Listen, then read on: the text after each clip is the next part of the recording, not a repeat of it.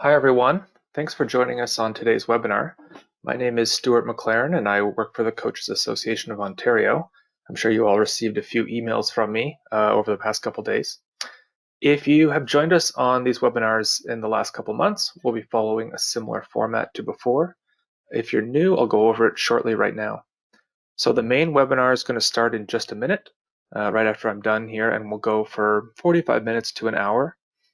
After that, I'll be dropping a short survey, 4 or 5 question survey into the chat box, and you'll need to fill that out if you want to receive a PD point for attending.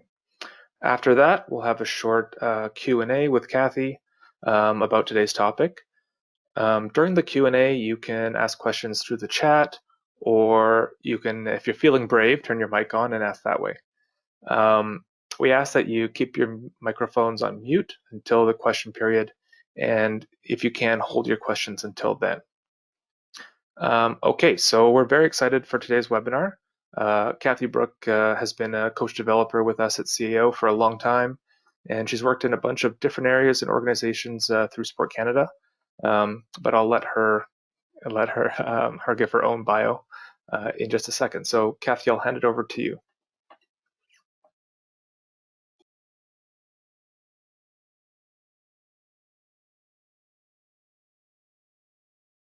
Thanks very much, Stuart. It's great to be here, and welcome to everybody who has joined tonight. As Stuart said, my name is Kathy Brook, and I'm not big on bios, so that's what you're going to get. But I am excited to speak with you tonight on the topic of planning. I chose this topic because it does really go through the spectrum from very simplistic to very complex. But regardless of where you are in your coaching, planning can really help you be the best coach you can be. I do like to involve people when I do webinars. So if you're feeling brave, you will need to access the chat tonight. I know some people have already said hello and where they're from in the chat. That chat box is a little bubble that you can open. It would also be great if you had something to write with. So whether that's a tablet, a phone, a paper and pen, everything, of course, will be challenged by choice. You can feel free to just listen or jump in and participate. So let's begin. I want you to think about this quote for a moment. How does this relate to coaching? How do you coach? Do you sharpen the axe, or do you just start swinging? Do you get partway through the tree and then need to start in a new place to chop? Or do you run out of time? I'm going to give you a minute to reflect. So give me 2 hours to chop down a tree, and I will spend the first hour sharpening the axe. How does this quote pertain to planning and coaching? Now that you've had a little bit of time to reflect, how do you think that this quote pertains to you, planning and coaching? If you feel comfortable, please write your response in the chat. Thanks to those who jumped in there. What I've planned for tonight's session and the agenda that we're going to be following is, the first thing is why plan, and then specifically I plan to go into goals, objectives, and outcomes, key performance indicators, feedback, and personnel. So again, you can do this in the chat, or you can do this privately on your own. I'm going to provide you with 3 statements, and I'd like you to rank them. 1 being low and 5 being high. This just gives me a chance to get to know who you are a little bit. So 1 being low, 5 being high. I know how to plan a good practice. So that's you. Second question now is, I create a plan for each and every practice. And then the next one, 1 being low, 5 being high, is, does your practice plan align with your seasonal or yearly training plan? So why? Why should we plan, and why have I chosen to talk about planning tonight? And it really links back to the questions I had you rank. Many of us know how to plan, but do we actually do it, and do we do it well?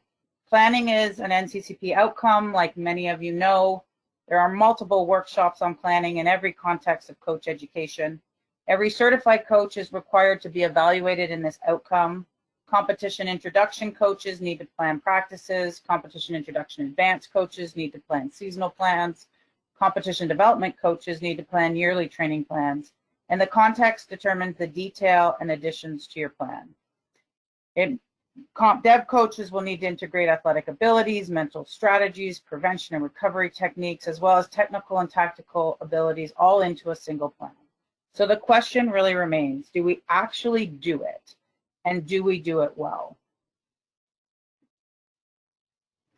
From the experiences I have had, I have found that the beginning novice coaches need to plan to survive. They may not know what to plan for, but they do a lot of researching, finding the perfect drills. Then once a coach feels they are competent, their planning plateaus. And this may include starting to plan in their head instead of on paper and relying on their experience.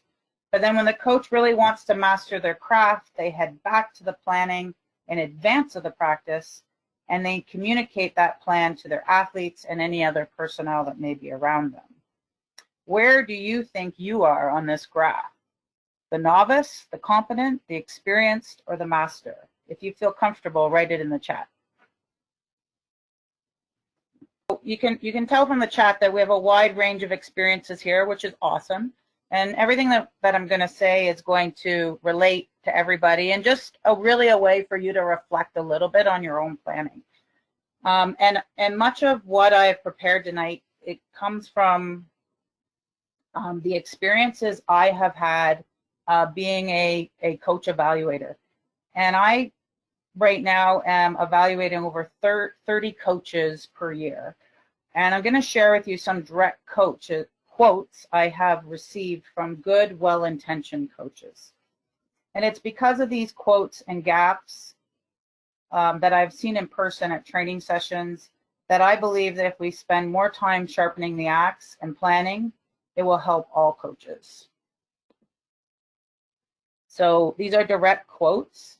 Wow, putting this practice plan together took a lot of time. Do I have to continue to make plans after the evaluation? I plan in my head, I just don't write it down. I have so much experience, I don't need to plan anymore. Athlete center means I see what the athletes need on any given day. And my favorite, I didn't learn anything in my NCCP workshop. It was just planning. Planning will help coaches with the evaluation process. And for those thinking of becoming certified, hopefully tonight will help everyone think about what they need to do to get to the master level of coaching and planning. In almost every single evaluation I've done over the past 5 years, the practice could be better right from the plan. Any issues coaches generally have are not because their athletes didn't listen or that they've run out of time to cover absolutely everything in the sport. It generally comes back to the plan. If you don't need to teach everything the day before the competition. Where you have it placed in your seasonal or yearly plan is essential. Where are the fundamentals in your seasonal or yearly training plan? Have you mapped out where are the most important competitions? What are the competitions that are just for learning? This is essential, or you can't even begin to plan your first practice. So as coaches, we tend to be very good at coming up with new ideas and creating a vision. We are able to think many things in our head. In fact, it's surprising the drills or ideas or activities that we can pull out of our heads. The area that is sometimes red, though, and the area that we often don't follow through on is when we get to the creation of the plan. We often get 75% through the process, yet we don't reach 100. So we might be really great at ideas, visioning, and thinking, but do we really get down and create the plan from start to finish, thinking it through? the gaps that I've suggested earlier, in my opinion, start right with the goal, outcome, and objective of the practice. Where it is in your yearly training plan or seasonal plan. What do you need to focus on in the practice? If this is not specific and measurable, then the entire plan will not be coherent. Secondly, you need to know what the key performance indicators are for every single drill and activity. What do you want to emphasize and what do you want to work on? This will lead to feedback. If you have a goal and you know your KPI for that goal, your feedback can be specific and consistent. It can reinforce good things you are seeing and help athletes focus on a few things for correction. Finally, it will help your personnel, whether it's your volunteer parents or your hired IST team. A good plan communicated to the right people will help everyone with accountability, trust, and help move your team or athlete forward. Nick Nurse said to me that everyone needs to be on the same page. Giving the same message is critical to the success of the team. The leader needs to convey those messages each and every day to all personnel. Before we dive into the specifics of the plan, we have to remember that it is just a guideline and you can deviate from it once it's been created. Things will go differently. Athletes may or may not be ready for the practice you planned, and you will need to be flexible and ready to adapt. You also may want to prioritize some of your plan in case you can't get to it all. So the first thing when planning is to determine, what do you want to accomplish? What is your goal, outcome, or objective? And I couldn't decide on which term to use, so I'm going to use them interchangeably. Many practices I see do not have an objective, or the objective is very general. For example, it might say something like work hard, defense, teamwork. These objectives are not specific and are not measurable. They're too big to cover in one practice. What is it about defense you want to work on? How will you measure hard work? The objective needs to be manageable to achieve in a training session and must be measurable. Once you have a good objective, the rest of the practice is much easier to plan. Everything should relate back to this objective. So the drills you choose, the feedback, it should all be connected to that first thing you write down. You might even have more than one objective, but be careful. If you choose to have more than one objective, make sure that it is achievable in the time allotted.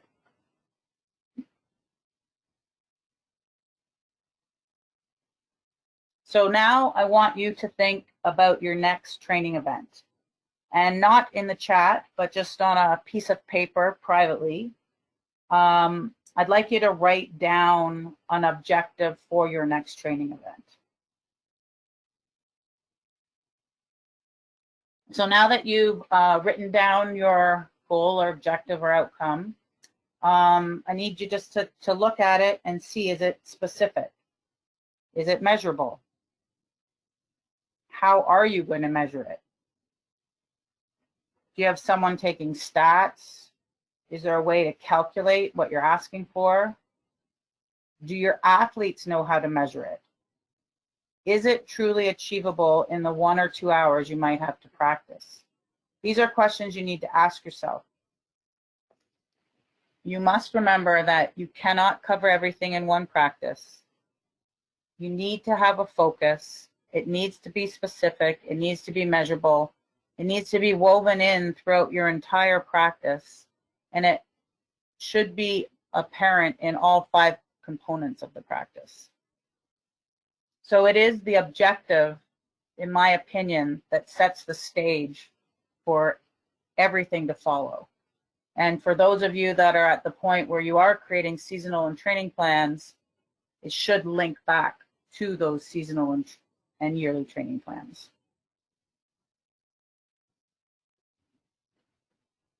If we don't get this right, then it's hard to get the rest of the plan right. So the NCCP teaches us that each practice must have these 5 components, and that objective, as I just said, gets woven throughout the entire plan. The introduction is where you would declare to the athlete what the objective of the practice is going to be. You may also mention how you will measure it, so they know. You can use the warm-up to begin to emphasize this or get ready for the objective. Warm-up is often left to the athletes, but it's also a time that can be coached, and you can start to right away work on your goals and objectives. It might be specifically relevant in the sport-specific part of the warm-up. The main part of your training session will be designed around your goal or outcome and should build. It might start with an initiation type of activity and should build to some sort of competition, either against themselves or others. Then you have a final chance to re-emphasize this goal in your cool down. And in the conclusion, you can ask your athletes about the goal and why they did or did not achieve it. This should happen at every single practice. Athletes should know what they will be working on and start to analyze why they did or did not achieve the goal. This gives your athletes ownership, and the more they practice, the more accountable they will become. By connecting your goals and objectives to your overall season training plan or your yearly training plan, your practice planning will have even more value.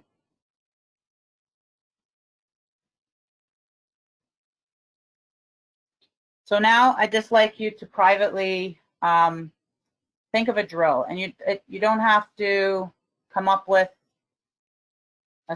anything super creative, something that pops to your head right now that links back to your goal. Any drill that links back to your goal. If you can write the name of it down, if you know what that drill is. Now we're gonna just make that drill a little bit better. Have a quick think about the drill, and are all athletes active in the drill? Does the drill or activity resemble what would happen in a competition? Is it something that would happen in a competition? Is it measurable back to the goal in any way? Can it be adapted for the athletes so they can reach their own challenge zone?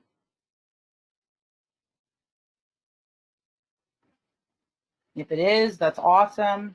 If not, you may need to tweak the drill a little bit.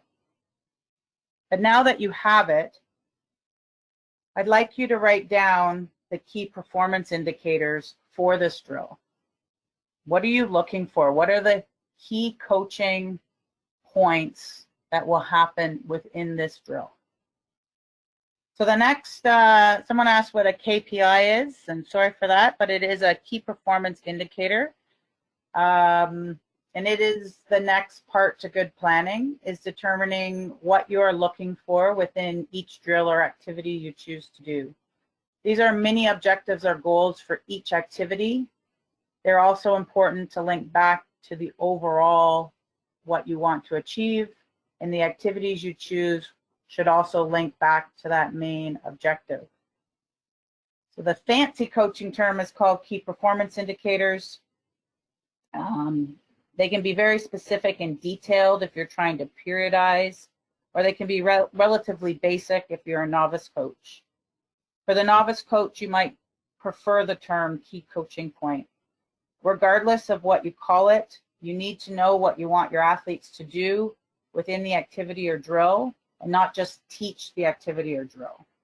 How does this drill or activity help you to achieve your goal? And what will you specifically be looking for on this particular day within that drill? The key performance indicators must also be specific, measurable, and attainable. The athlete must understand what they are looking for. Fast passes, for example, is very hard to measure or understand. The key teaching points are not telling the athletes, or the key coaching points or the key performance indicators are not telling the athletes how to do the drill, but what will the coaches be looking for from a technical, tactical, physical, or mental perspective. Often coaches use this part of the plan to explain the drill instead of describing what you want them to be working on and achieving through the drill. So it's a little bit of a difference.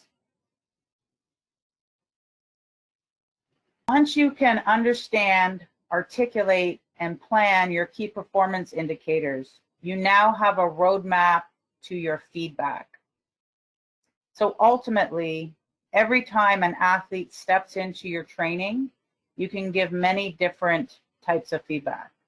If you have planned your objectives and your key performance indicators, then you have a focus for that practice and for your feedback.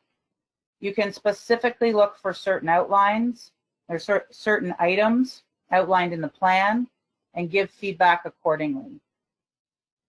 Many things may pop into our mind and many things happen quickly in our practices. Having a plan for the feedback keeps the feedback purposeful and specific for the athletes and for the objectives. If athletes are achieving their KPIs, then tell them. Positive reinforcement is excellent. If they need something fixed, it links back to the objective. The athlete will be happy that you're helping them achieve the goal. So just now take a minute to think about the drill that you've created and what are some keywords that could come from the KPIs that you linked to that drill. So the feedback that you give within the practice should be linked back to your planning, should be linked back to your objectives and to your KPIs, and they can be planned in advance. So the final link is personnel. So having a good plan helps everyone you are working with. Plans should be communicated and expected.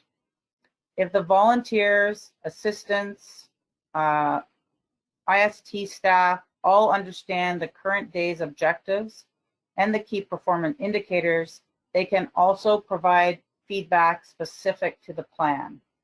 Without a plan, they may all think and say different things, which can be very confusing to the athlete. Once the people who surround you know that there is a plan, they can jump on board. Without a plan, they may diverge. This divergence leads to mistrust, trying to do everything on your own, and leaving assistants on the sidelines without roles. So the plan lets the personnel, whether a parent, a volunteer, or your IST team, an assistant coach, know what their role is. It helps to keep feedback consistent at practice and helps the athletes to trust everyone that is helping. If you are away, the level of practice will not change as trust has been established. So in my experience, these 4 things are often missing at the evaluations I conduct. And with some small tweaks to your practice planning, you can move along the continuum from novice to experienced to even a master coach. It starts with a specific goal and drills that link back to that goal that have their own key performance indicators. Then your feedback can be directed and purposeful, which will help all those that work with you, ultimately helping the athlete. So I encourage you to spend more time sharpening that axe so that chopping down the tree is more effective and efficient. Thanks, that was really awesome. So we have a good window here for some Q&A, and I know I have a few questions myself, but I'll hold on to those. A couple questions there. First one, I'll just answer really quickly. Yeah, integrated support team is IST. So that's if you're working with more specialized trainers. Are there any templates available? So maybe you can talk about that a little bit. So, you can really just create a very simple chart if that's what you want. That might include the time, the component of practice, the activity or drill that you're going to do, the KPIs and keywords, and then what the staff roles would be. And by doing something like this, it will help you kind of like lead to those 4 items. If you look at current templates that might be out there, so this might include, there's a template that the Coaching Association of Canada has. It's on the very first tab of their website under Get Coaching, and you can download this. And it will, also the purpose of each drill is there, and they use the term key coaching points. And then the practice goal is there. So this one is really nice to use and is nicely outlined. I found another one that looks different that I thought was kind of cool. But if you look at, this is a baseball example, but they have the objectives right at the top. They still have a skill element. And of course, those key performance indicators are still listed there. So there's lots of different ways you can do it, as long as I believe those 4 components are linked somehow to your plan. So whatever works best for you, those are what I would suggest. Thanks, Kathy. So there's a question here. Do you advise sending plan objectives to players prior to practice via email, or wait till the practice starts? If you've got time to convey ahead of time, that's a best practice for sure. If you can post them up when they come in, so they walk in and they can see what they're going to be doing. And it's even better if you can create some measurable ways to do things. And you have to really think about this, because the measuring is probably the hardest part. And we don't often think about that when we're creating our objectives. And, it might mean, let's say you want to use names, that somebody's counting how many times we use a name and how many times we don't use a name, and then that's conveyed. And then the next time you have a benchmark to move towards. So these are things that we can really use our assistants for, and other people in the gym. And whether you're a novice, we can have parents, on the sidelines being engaged by helping us with some of these measuring tools. Or if you're lucky enough to have a team around you, then you can use people for some of these measuring. But I do think if you have the opportunity and the maturity, and the athletes are old enough to understand, and they know what they're going to be doing, they can start to get their head wrapped around it before they even get there. And then I mentioned asking at the end of practice, how do we know we achieved the goal? And why or why not did we achieve the goal? Thanks, Kathy. Another question here. If an athlete is injured, will you make a plan objective for them individually and then an overall plan for everyone else, or how might you integrate sort of different skill levels and or capabilities? Definitely, it would depend on the injury that the athlete has, and if they're able, and what stage of their recovery they're at. So that goes into a whole other topic of sort of return to play, and following sort of a return to play protocol, which you can get information in one of the NCCP workshops. Prevention and recovery goes over this in quite detail. But definitely, if they're at the point where they can return, providing them with things they can do would be absolutely essential. Sometimes I will have practices where everyone is working on their own thing. And so in that case, it would depend whether you're an individual sport or a team sport, of course, but you can have individual practice plans for individual athletes. Again, that's going to take more time, probably more experience, and maybe wouldn't be done all the time. We're even getting to the point now where at a more high performance level, where every individual has their own yearly training plan. So it's not even a coach's yearly training plan, it's a individual athlete's training, individual yearly training plan. And that different athletes are at different levels, so sometimes they're doing different things, and maybe their goals and how we measure those goals are different for every athlete. So that gets very complex. It's a complex question. to make it more simple, the more individual attention you give, probably the better. Thanks, Kathy. A bunch of questions here. We're just going to take them in order. So one here from Glenn. So Kathy, could you give us some common mistakes you might see in practice planning? Maybe share a story or two from your experience evaluating coaches. Well, the quotes I gave at the beginning were direct quotes that all come from a story. I often sit down with coaches and they'll say, my athletes are great in practice, but they can't perform in a game. And I might just ask one question back to them that will say, how many of the drills in your practice replicate what would happen in a game? And they would kind of just look at me dumbfounded. So we really want to make sure, I'm going to give a basketball example, and hopefully you can relate this back to your own sport. But a lot of our drills start with the ball at the top of the key, and we would rarely have the ball at the top of the key in a game.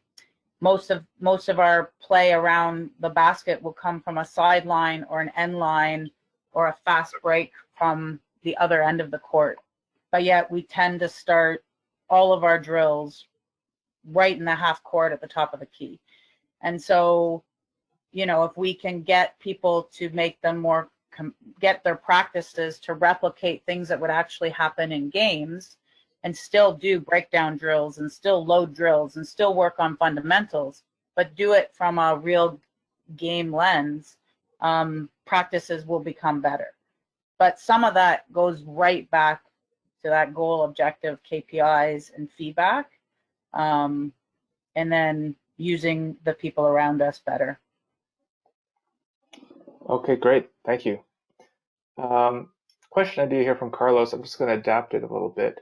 Do you use player feedback at all in the practice planning when you're thinking about the objectives and building one practice off another? Just thinking about sort of what they want to work on. I think so. Yeah. Yeah, 100%. I mean, I think you have to have a good dialogue. I think you need to kind of see what the weaknesses were the day before, and you have to sort of have an overall.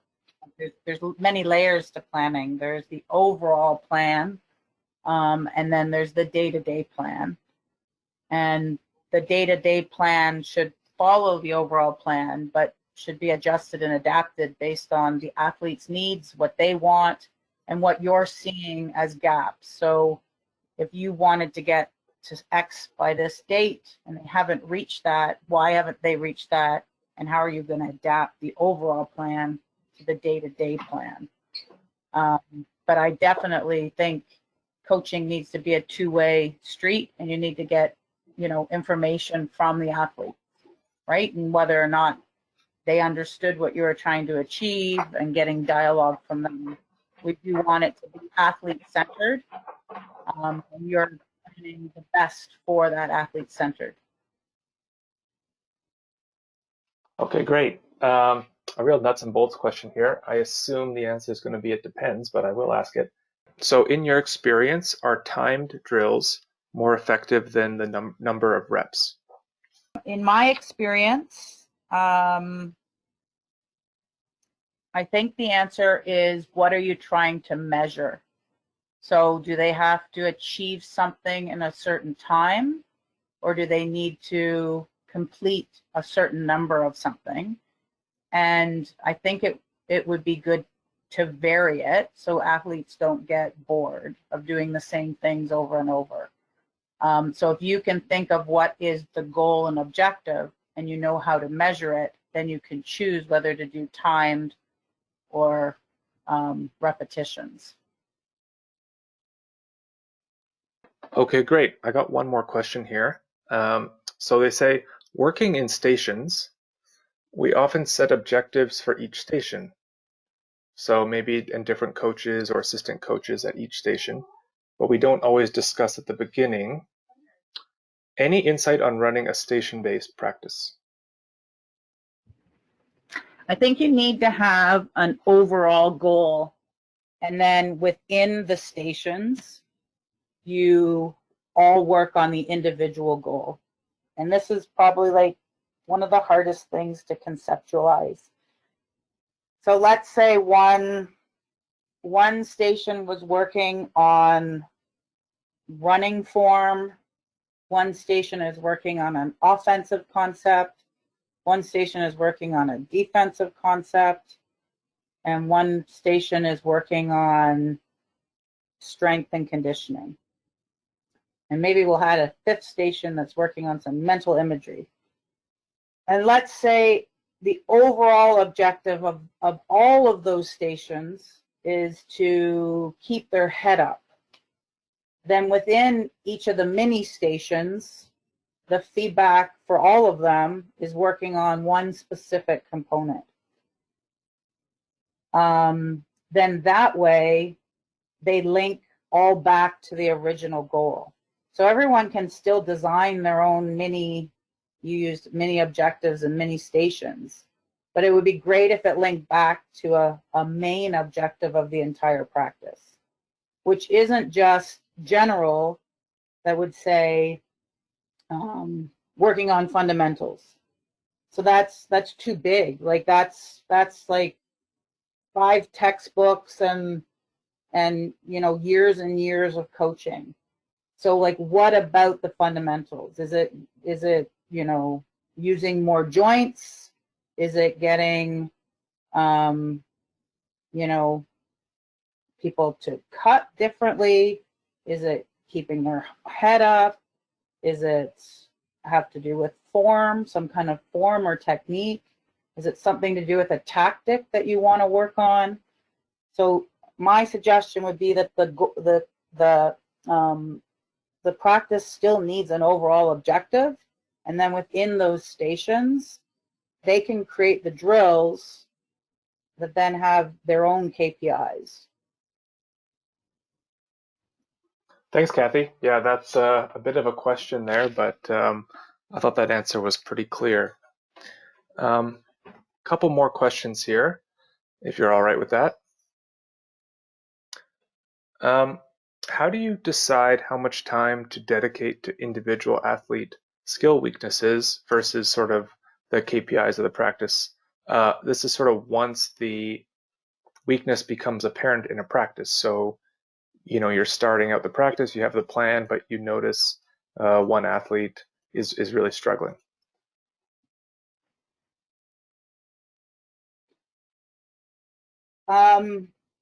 So if it's just one athlete that's really struggling, then that would, and if you've got the luxury of someone else there, then you might take that individual separately and give some one-on-one individual feedback. If you're really looking at those KPIs and really using the original objective, then even a weak athlete might be doing what you've asked on that day. So I'm just going to continue to use the head up because it relates to the most sports.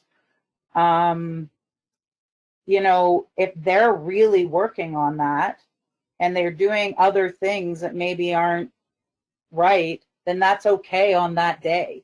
Like, let them be a hero that day because they're doing what you've asked of them to do, and that's the thing you're working on that day. Our feedback can go to like every single aspect of on any day, but that gets very confusing for the athletes and very confusing for the assistants and the people that are surrounding you. And if they know, like, they'll start to take ownership over the thing that you're asking of them.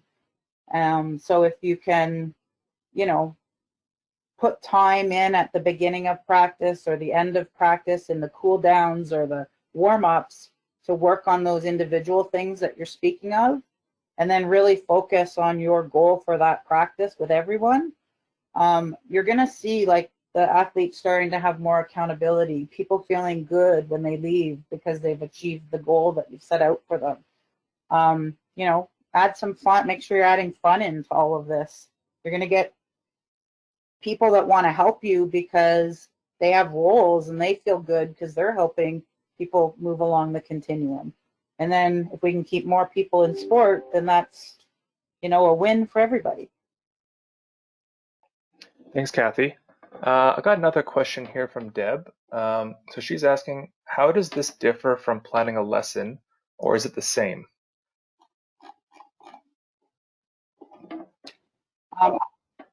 I would say that the items that I have outlined today are the same.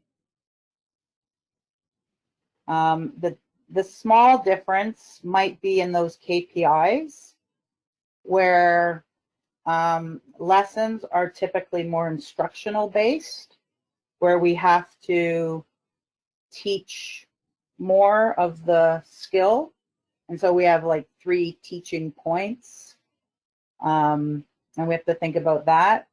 Where, as in coaching, opposed to instruction. So if we're looking at a community stream or a competitive stream, that's where KPIs become more of a focus than the teaching of the skills. So in the instruction stream, when we're teaching martial arts or we're teaching swim lessons, we're going to be probably more detailed in teaching of the skill, and we won't get into as much tactics or technical information in our feedback.